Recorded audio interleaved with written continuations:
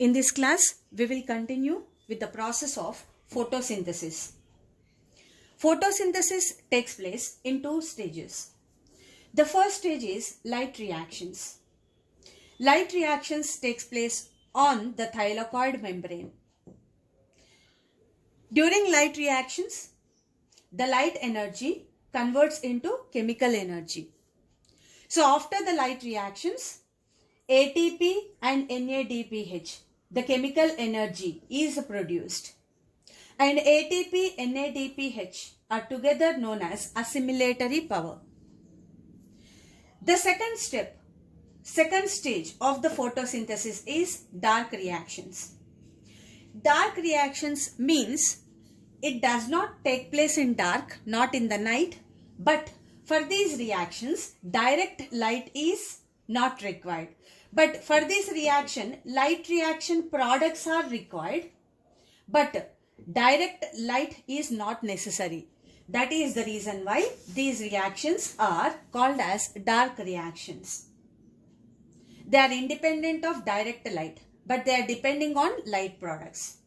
Now, during these dark reactions, the chemical energy, which is ATP, NADPH, which is also called as assimilatory power, is used to reduce CO2 to produce glucose. The dark reactions takes place in the stroma of the chloroplast. So in the stroma, various kinds of enzymes are present, and these enzymes help for the use of chemical energy, ATPs, NADPH, and finally to reduce CO2 to glucose. The dark reactions takes place in three steps. The first step is carboxylation. Second step, reduction. The third step is regeneration. So these are the three major steps which are involved in the dark reactions. Now let's discuss about the dark reactions, the second stage of photosynthesis. The dark reactions takes place in the stroma of the chloroplast. Dark reaction pathway is first identified by Calvin, and since the pathway is taking place in cyclic manner, so this pathway is known as Calvin cycle. This pathway is also known as C3 cycle, since the first stable product formed during this pathway is a 3-carbon molecule. That is why the cycle is also known as C3 cycle. And there is another name for this pathway, which is photosynthetic carbon reduction. Since CO2 is reduced to produce glucose, that is the reason why these dark reactions are also known as photosynthetic carbon reduction. As I told you, the dark reaction takes place in three major steps. The first step is carboxylation. Second step, reduction. Third step, regeneration. All the three steps takes place in the stroma of the chloroplast. Right. Now let's start with the first step, which is carboxylation. Now there is an enzyme, Rubisco, ribulose 1,5-bisphosphate carboxylase oxygenase. Now this enzyme is considered as the abundant protein in the plant world, and in fact it is the abundant protein in the total world. Now Rubisco is an enzyme which is made up of protein. Now this enzyme has dual activity. If the CO2 concentration in the immediate atmosphere is high, then Rubisco helps in carboxylation. If the oxygen concentration is high, then it helps in oxygenation. Now let's take a hypothetical situation. The CO2 concentration is high. Now in this case, Rubisco, now it helps in carboxylation. Now let's see what happens in the first step, carboxylation. 6 molecules of CO2 combines with 6 molecules of ribulose 1,5-bisphosphate, and in the presence of 6 water, Now this total step takes place in the presence of an enzyme ribulose 1,5-bisphosphate carboxylase.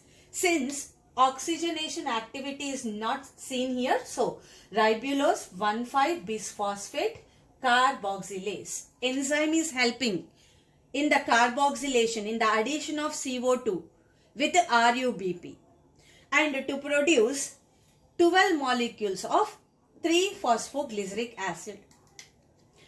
Now 3-phosphoglyceric acid is a 3-carbon molecule. 3-phosphoglyceric acid is a 3-carbon molecule. In this way, how many 3-PGAs are formed? 12 3-PGAs are formed. So since the first stable product formed is 3-PGA, which is a 3-carbon molecule, that is why the cycle is also known as C3 cycle.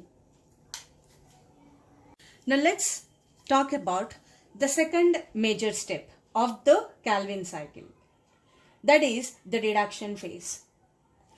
Reduction phase takes place in two substages. The first substage is phosphorylation. So during this phosphorylation,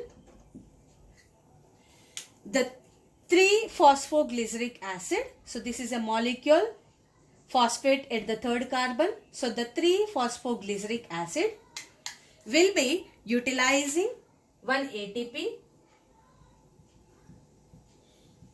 and 1,3-bis-PGA is formed. 3-phosphoglyceric acid, after utilizing one ATP, one phosphate is donated by ATP.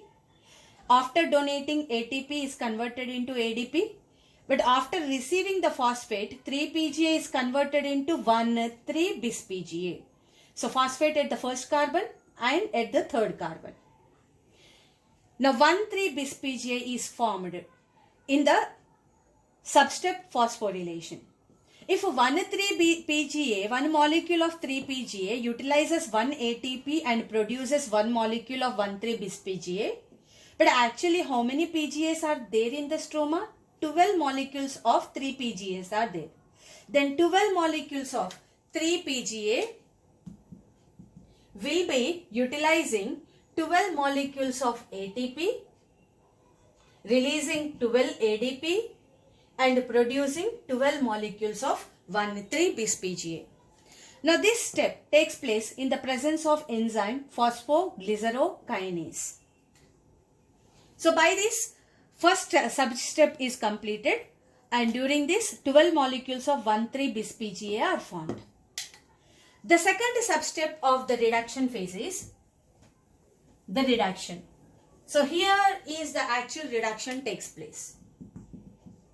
The second substep in the reduction phase is reduction. So here 1,3-bis-PGA. So this is 1,3-bis-PGA which is formed in the previous phosphorylation step. 1,3-bis-PGA utilizes one NADPH plus H plus.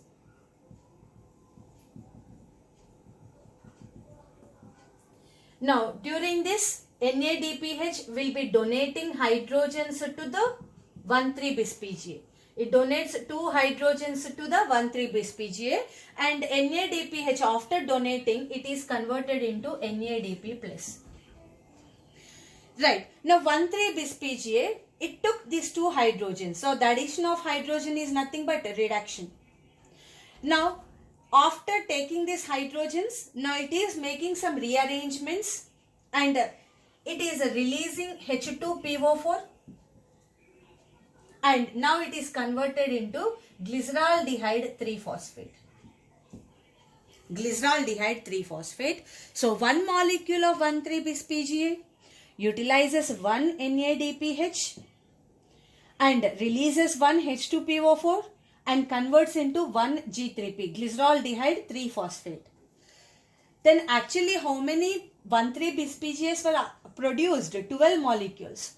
So 12 molecules of 1,3-bis-PGA will be utilizing 12 molecules of NADPH releasing 12 molecules of NADP plus, and also after rearrangements it is removing 12 H2PO4 and producing 12 molecules of G3P. Now this step taking place in the presence of G3P dehydrogenase, glyceraldehyde 3-phosphate dehydrogenase, or you can also call it as GAP dehydrogenase. So it's also known as, the enzyme is also known as GAP dehydrogenase. So during this stage, 12 molecules of 1,3-bis-PGA converted into 12 molecules of G3P utilizing 12 NADPH, releasing 12 H2PO4. Now these 12 G3P, so these 12 G3P are considered as G3P pool. Now these 12 G3Ps are produced inside this stroma. In that, 2 G3P are going into the cytoplasm. The 2 G3P goes into the cytoplasm to produce glucose molecules. The remaining 10 G3P are involved in the regeneration step. So the next step would be regeneration.